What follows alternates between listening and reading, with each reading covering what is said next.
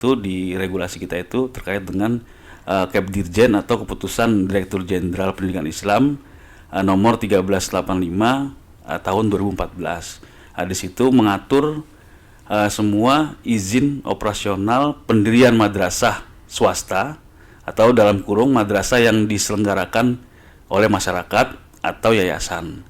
Jadi kita menekankan sekali lagi bahwa kami dari Kementerian Agama melalui Direktorat KSKK itu dalam persyaratan atau prosedur mengajukan pendirian maupun penegrian madrasah itu tidak dipungut biaya apapun, sepeser pun dan seperak pun tidak ada. Kita tidak berlomba-lomba untuk banyak-banyakan madrasah. Itu nggak berlomba, kata kunci di situ kan.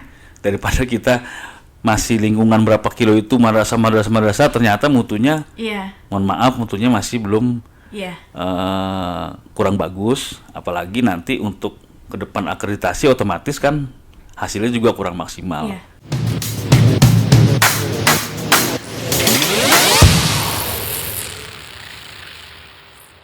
Assalamualaikum warahmatullahi wabarakatuh. Kita ketemu lagi di acara Modcast, Madrasah Podcast bersama Pak Firdi di sini sebagai salah satu analis kebijakan ahli muda pada Subdit Kelembagaan dan Kerjasama di Direktorat KSKK Madrasah. Assalamualaikum Bapak. Pak Firdi ini nama lengkapnya adalah M. Firdiansyah SHMH. Jadi beliau adalah salah satu analis kebijakan yang ada di Subdirektorat KSKK Madrasah, khususnya di kelembagaan dan kerjasama. Mungkin kita bisa sama-sama kenalan dulu begitu sahabat madrasah. Silakan Pak Firdi. Ya, terima kasih. Waalaikumsalam warahmatullahi wabarakatuh. Terima kasih pada host Ibu Rizka. Untuk mengawali saya akan perkenalkan diri saya. Nama saya Muhammad Firdiansyah. Saya sebagai jabatan fungsional analis kebijakan ahli muda pada Direktorat KSKK Madrasah. Tugas saya di sini di kerjasama maupun di kelembagaan, yaitu terkait dengan izin madrasah dan juga terkait dengan pendirian maupun penegrian. Ya, sementara itu dulu. Ya, terima kasih Pak Firdi. Kemudian tadi mungkin sudah dijelaskan secara umum tusi Bapak di Subdit Kelembagaan dan Kerjasama. Mungkin bisa dijelaskan lebih rinci begitu. Jadi tadi sempat disinggung masalah izin, kemudian penegrian, pendirian begitu. Bisa dijelaskan kepada kita semua gimana sih kalau mau semacam ada ijob baru kemudian tentang pendirian dan penegrian. Gimana tuh Pak? Ya, terima kasih. Perlu saya sampaikan juga dan sekaligus untuk teman-teman semua terkait dengan tusi saya yang pertama, yaitu izin operasional madrasah swasta atau madrasah yang diselenggarakan oleh masyarakat. Adapun regulasi ini sudah jelas ada dalam website di Kemenak, yaitu di regulasi kita itu terkait dengan Kepdirjen atau Keputusan Direktur Jenderal Pendidikan Islam nomor 1385 tahun 2014. Di situ mengatur semua izin operasional pendirian madrasah swasta atau dalam kurung madrasah yang diselenggarakan oleh masyarakat atau yayasan. Nah, di situ sudah terinci terkait dengan prosedur seperti apa, nanti bisa dilihat pada regulasi tersebut.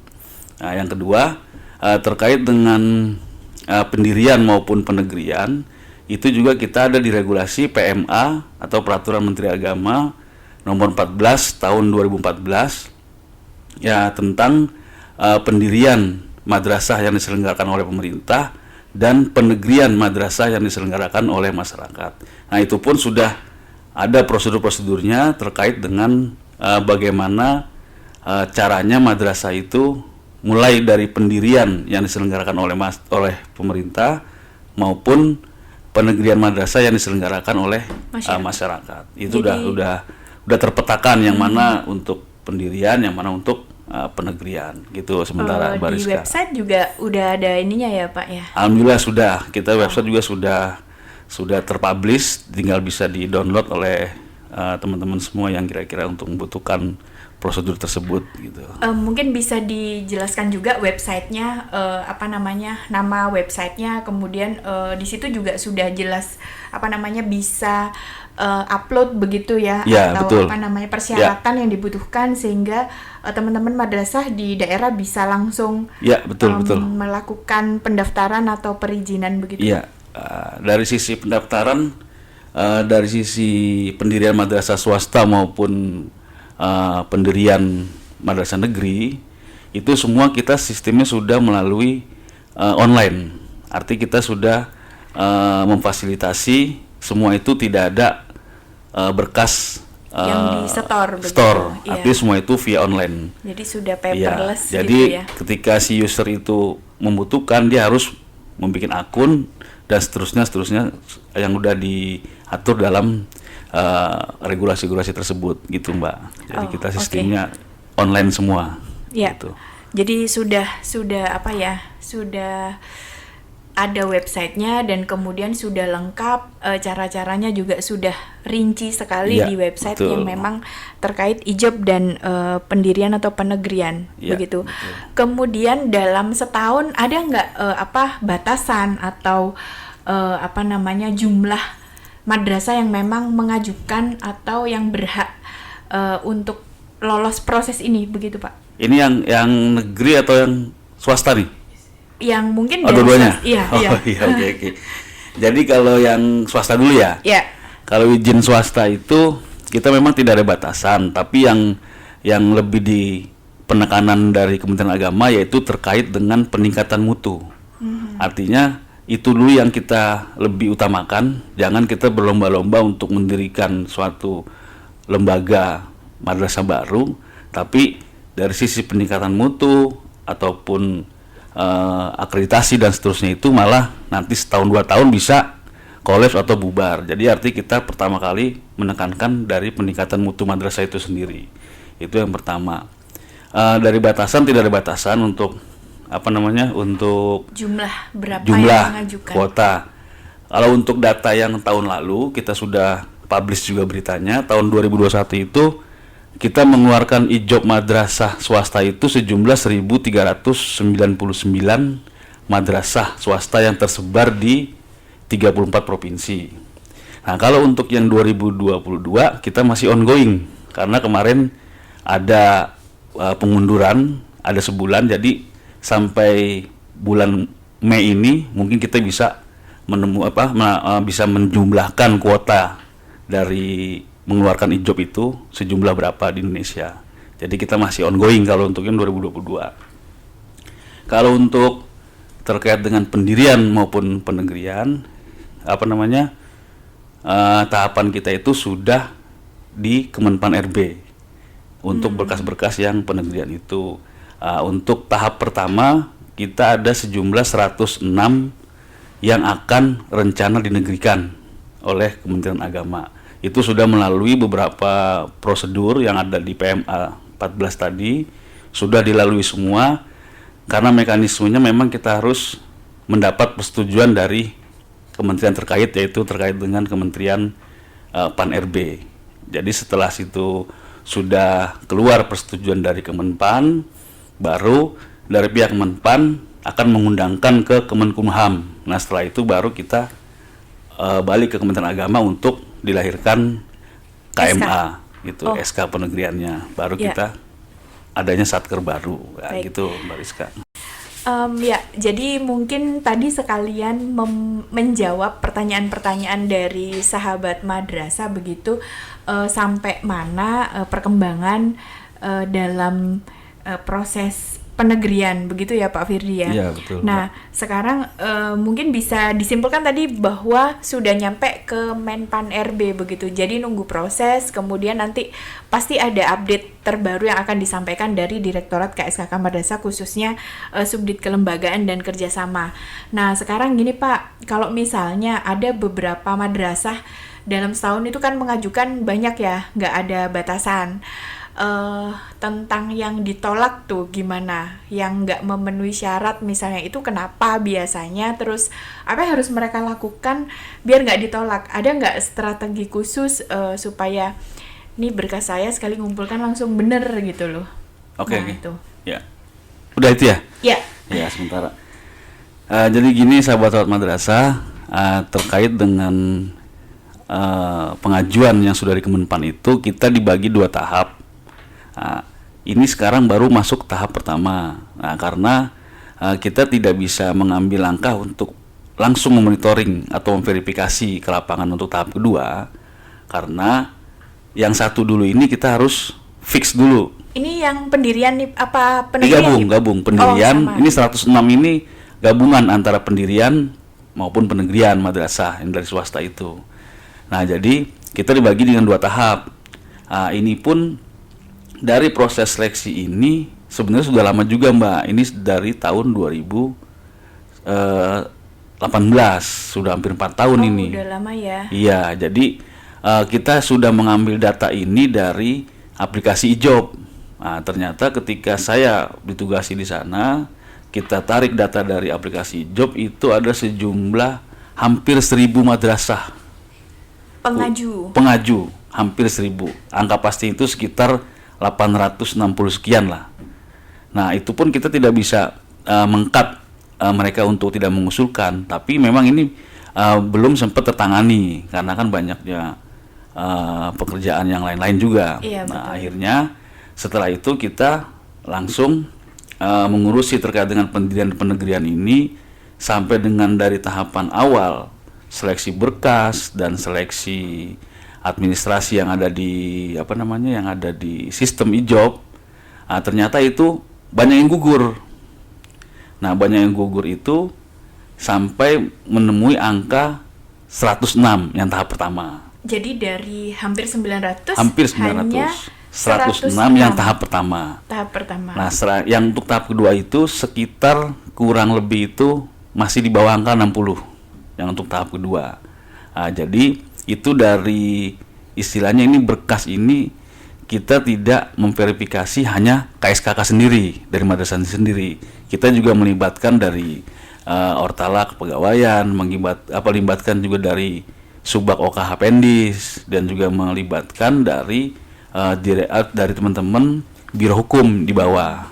Karena dari pihak Biro Hukum itu banyak madrasah yang tertolak tuh tanda kutip itu rata-rata itu di penegrian yang bersinggungan langsung dari yayasan, terutama itu terkait dengan sertifikat tanah. Nah, inilah yang paling urgensi, yang paling penting itu adalah terkait dengan sertifikat tanah. Nah, sertifikat yang untuk persyaratan penegrian itu sertifikat minimal itu sertifikat hak pakai atas nama CQ Kementerian Agama. Itulah yang kita anggap persyaratan itu yang menjadi nantinya jika sudah dinegrikan itu akan menjadi aset Kementerian Agama. Nah, jadi seperti itu, Mbak. Jadi rata-rata itu berkas itu banyak yang gagal itu justru yang di paling intinya itu. Di sertifikatnya. Sertifikat tanah. Masalahnya biasanya mereka sertifikatnya gimana sih? Apakah masih pribadi begitu? Ya, banyak. Pemiliknya? Sertifikat itu banyak variannya banyak sekali. Ada yang masih wakaf, ada yang masih haguna bangun, bahkan ada juga masih yang girik. Oh, gitu. Atau dia AJB, artinya belum di atas notaris, malah itu di bawahnya lagi, masih perjanjian di bawah tangan. Itu apalagi itu. Tapi ternyata memang ada gitu. Memang ada, dan karena dia semangatnya untuk menegrikan ya, maksudnya investasi dia untuk ke negara atau apalah mau namanya itu, tapi dia memang lupa memikirkan itu gitu. Jadi itu banyak tertolak itu rata-rata di sertifikat tanah kalau untuk penegrian. Gitu. Tapi maaf Pak, boleh nggak sih misalnya nih ketika yang bermasalah di sertifikatnya tuh, terus habis gitu kan ditolak ya, mereka membetulkan kemudian beberapa waktu lagi mengajukan lagi nih untuk proses penegrian ini, masih bisa kan? Masih bisa, tapi otomatis kan pengurusan tanah itu kan melibatkan banyak unsur. Iya. Artinya logika sederhana aja kita dalam setahun itu belum tentu selesai. Apalagi misalkan tanah itu banyak ya ini apa namanya belum selesai clear lah di intern keluarga yayasan ataupun masyarakat itu gitu kan. Jadi kita nggak bisa menentukan limit nih dia. Oh 3 bulan selesai, nggak mungkin juga. Nah, gitu. Jadi kita kesiapan dari dia artinya kalau tahun ini dia tidak bisa, mungkinan oh ternyata saya mentoknya di sini.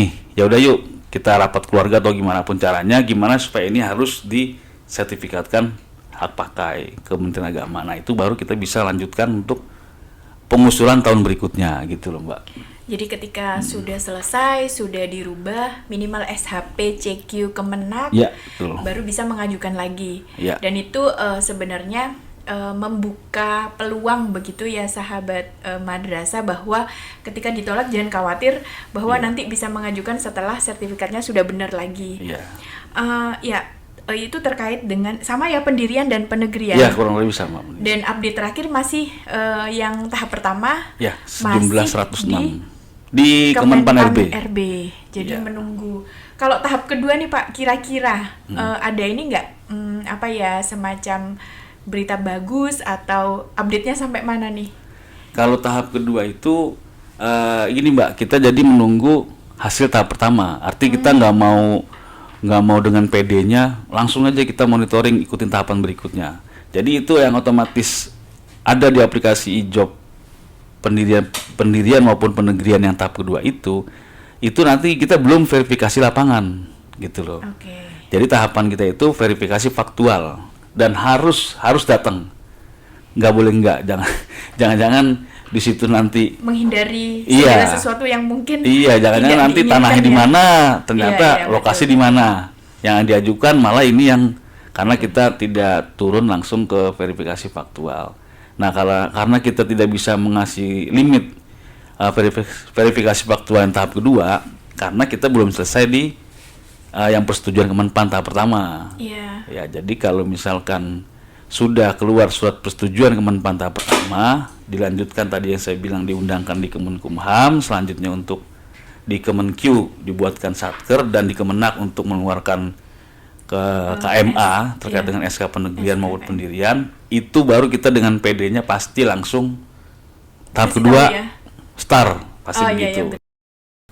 Untuk ini Pak, terkait proses tadi pendirian, penegrian, ada biayanya nggak sih? Jadi kita menekankan sekali lagi bahwa kami dari Kementerian Agama melalui Direktorat KSKK itu dalam persyaratan atau prosedur mengajukan pendirian maupun penegrian madrasah itu tidak dipungut biaya apapun, sepeser pun dan seperak pun tidak ada. Karena semua kita bahkan kita menghindari tatap muka untuk dari menerima sisi berkas. Kita menghindari itu. Nah, kita semua melalui online. Nah, karena kemarin sempat terjadi juga kita sebenarnya mengumpulkan itu rekomendasi yang asli. Cuma teman-teman dari sahabat-sahabat madrasah ini jadi ada miss gitu loh. Kita tuh minta dikirimkan saja itu kan untuk rekomendasi yang asli-asli. Namun mereka namanya takut berkasnya apa gimana, ada juga yang datang, beberapa orang ada juga. Tapi sebenarnya saya tidak menginginkan seperti itu gitu. Tapi pada dasarnya semua itu kita dari sistem online semua. Gitu, Mbak. Jadi sebenarnya mungkin ini juga perhatian bagi sahabat-sahabat madrasah yang ada di seluruh Indonesia. Ketika misalnya ada yang kurang, itu aja yang dilengkapi begitu ya Pak. Betul, Jadi nggak usah melampirkan yang banyak. Jadi mungkin kami ada di sini juga nggak terlalu banyak nerima berkas. Kemudian untuk semua yang sudah dipersyaratkan di online kan sudah jelas itu Pak ya. Iya betul. Ya, jadi gratis, sekali lagi tidak ada biaya yang diperlukan untuk mengajukan dan untuk pengurusan pendirian, kemudian iJob dan lain-lain, begitu. Kemudian terakhir nih Pak, ada nggak sih strategi atau rencana ke depan supaya program-program yang ada di Subdit kelembagaan dan kerjasama ini bisa berjalan dengan baik bahkan lancar? Jadi nggak cuma jalan, tapi mungkin bisa lari dalam rangka akselerasi program yang ada di Subdit. Ya, kalau strategi kita ke depan, terutama juga kan terkait dengan e-job swasta ya. Kita sudah menerapkan, walaupun masih masa transisi ya, tapi kita sudah menerapkan dan bekerja sama juga dengan BSSN ya, yang terkait dengan digital stamp ataupun tanda tangan elektronik. Nah, jadi kita mulai dari sebenarnya sih awal tahun itu sampai dengan seterusnya itu sudah mengeluarkan e-job itu berupa tanda tangan elektronik. Nah, jadi semua kepala kanwil yang mengeluarkan izin menerbitkan SK itu semua itu harus mempunyai akun kanwil tersebut, yaitu untuk menggunakan tanda tangan elektronik. Jadi semua kita harus seragamkan itu strategi ke depan. Kalau untuk yang apa tadi satu lagi Mbak? Jadi strategi dan rencana. Yang pendirian itu ya? Iya. Nah, jadi kalau yang untuk pendirian maupun penegrian madrasah ini kita menyelesaikan sampai dengan tahap kedua. Insya Allah mudah-mudahan tahap 2 bisa selesai tahun ini untuk semua Kemenpan. Nah, jadi untuk ke depan ini setelah itu kita sedang membangun regulasi. Jadi nanti regulasi yang lama ini yang PMA 14 dan Kepdirjen 1385 itu nanti kita itu menjadi satu, yaitu kita sedang menyusun RPMA terkait dengan pendirian, perubahan dan penutupan madrasah. Nah, inilah yang menjadi satu nanti. Sekarang sudah masih tahap pembahasan, beberapa kali pembahasan dengan pihak-pihak terkait maupun dengan Kanwil juga kita sudah libatkan. Nanti setelah produk kita sih mudah-mudahan tahun ini kita bisa mengeluarkan RPMA terkait dengan pendirian, perubahan dan penutupan lembaga. Terutama tuh perubahan yang tadi yayasan segala macam itu nanti bisa diatur sedemikian rupa di situ. Dan juga satu lagi RPMA terkait dengan peningkatan mutu madrasah. Nah, insya Allah kita dalam 1 tahun ini bisa mengeluarkan regulasi yang 2 RPMA tersebut. Ya, gitu, karena Mbak. memang madrasah sangat banyak sekali begitu ya Pak. Ya, betul Mbak Rizka. Dan memang sekali lagi semua aturan atau regulasi yang akan dibentuk begitu, meskipun masih dalam draft dan masih dalam tahap diskusi, semuanya untuk mutu madrasah. Jadi betul. jangan hanya mendirikan madrasah tapi tidak bermutu begitu. Betul. Dan kita harus menjaga bagaimana supaya madrasah ini bisa mempunyai mutu yang baik sehingga bisa menuju madrasah mandiri berprestasi begitu, seperti tagline yang sudah selalu kita banggakan begitu. Jadi gini Mbak, sorry. Jadi tadi terkait dengan peningkatan mutu, jadi sekali lagi ditekankan kita tidak berlomba-lomba untuk banyak-banyakan madrasah. Itu nggak berlomba, kata kunci di situ kan. Daripada kita masih lingkungan berapa kilo itu madrasah ternyata mutunya, mohon maaf, mutunya masih belum kurang bagus. Apalagi nanti untuk ke depan akreditasi otomatis kan hasilnya juga kurang maksimal. Jadi sekali lagi kita tidak berlomba-lomba untuk banyak-banyak. Justru mutu madrasahnya itu yang lebih dijaga dan gitu, meningkatkan mutu. Ya, gitu, setuju dan sepakat dengan apa yang sudah disampaikan Pak Firdiansyah sebagai analis kebijakan ahli muda pada Subdit Kelembagaan dan Kerjasama. Sekali lagi terima kasih Pak sudah bersedia ngobrol santai di Modcast Madrasah Podcast. Sekali lagi terima kasih sahabat-sahabat madrasah yang sudah menyaksikan podcast ini. Terakhir terima kasih banyak. Dan sekian, terima kasih. Sampai jumpa di lain waktu. Wassalamualaikum warahmatullahi wabarakatuh.